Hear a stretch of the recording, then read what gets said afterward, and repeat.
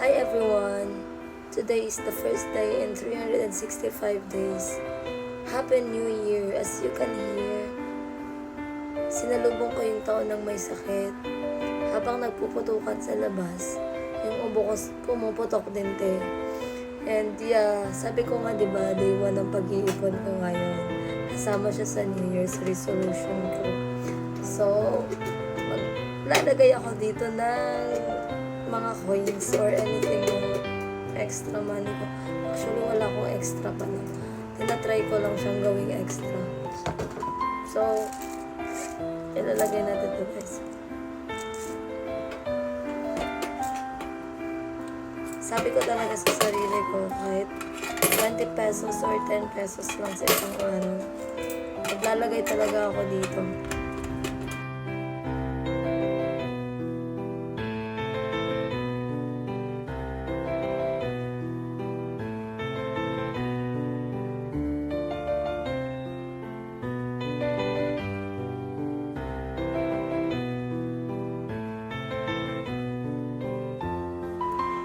Okay, tapos na yung mga coins.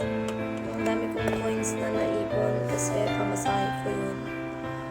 Pero dahil laging late nagigising ang babae and sobrang busy ko rin talaga this past few days, naipon siya at puro move it ang ginawa ko. So this is 500 pesos cash. Ito na lang natira sa sahod ko. Bago pa siya. Lagay natin ito. Diba, sobrang cute na naman ako ilagay.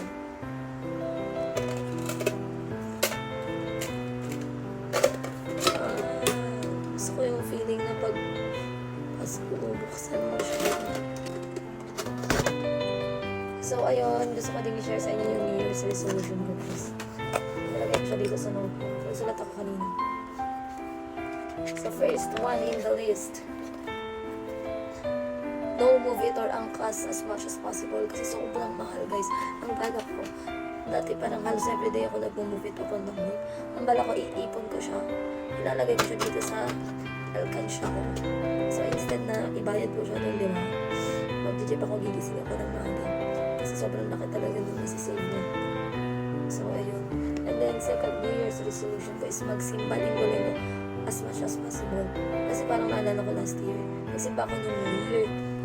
Tapos kasunod na lang hindi na talaga ako nagsimba. Pumunta lang ako sa mga simbahan malapit ng board exam, tsaka after board exam. Tapos before all-taking, kasi grabe na yung dasal ko kay Lord talaga. Kaya ngayon sabi ko, babawi ako this year. And then, pangatlo kong New Year's resolution is to be more active this year. Kasi parang last year, wala be. Parang twice or thrice lang ako nag-jogging or tumakbo doon sa labas. Wala lang ako work tapos nakahilat na sabay Netflix, ganun. Hoy, hindi pwede yun. Kaya parang nagkakasakit na ako kasi wala, hindi na active.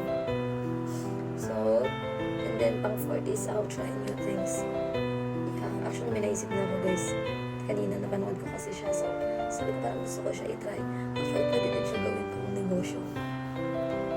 Then, pang 50s, content creation, parang as much as possible, makapag-vlog ako sa isang linggo ng twice or thrice a week. Hindi ako nag-vlog guys for like fame or anything or for the money or siguro part na yun. Sabi nila kumikita daw doon, which is my account is monetized. Pero nag-vlog ako to keep the memories kasi we're not gonna stay young forever and gusto ko siyang balikan in the future. Tsaka napanood ko kasi yung dati kong video na hindi ko pinost. Nakakatawang tingnan. And then it feels so nostalgic. So yeah, I'll try to document everything. And then, ang pang-6 is savings, which is nabanggit ko na kanina. Guys, maliit mo naman malaki. Still a savings kasi sa wala talaga, di ba? Like, pag naipon na yun, dadami yun. But always remember na ang 1,000 hindi mabubuo ng walang piso. Okay? So, yeah. And dagdadagan ko pa siya over in the next few days pag may naisip ako. And I'll try to do it as much as possible. Yeah, I'll be more responsible this year.